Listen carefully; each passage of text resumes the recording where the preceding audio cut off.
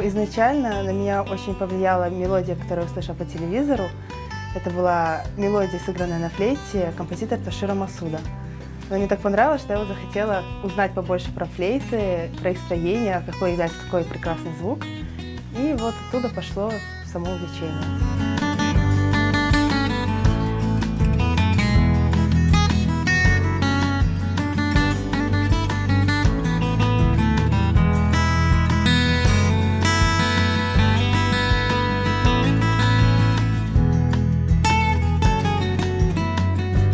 Меня поддерживал дедушка, он любил тоже делать разные вещи, он делал столы, стулья, вот, мастером все руки был.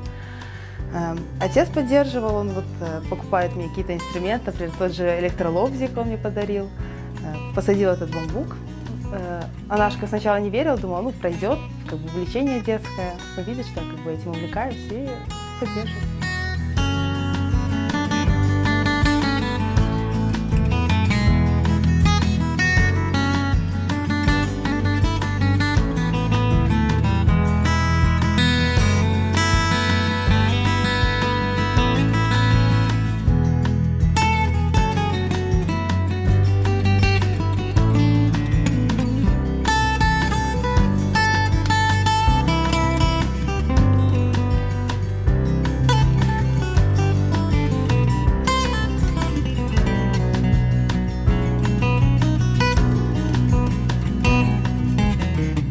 Арфа – это мой самый такой любимый и грандиозный инструмент.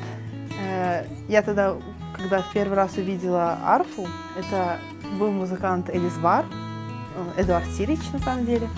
Вот. Мне очень понравилось звучание. Потом я все-таки захотела такой инструмент себе сделать.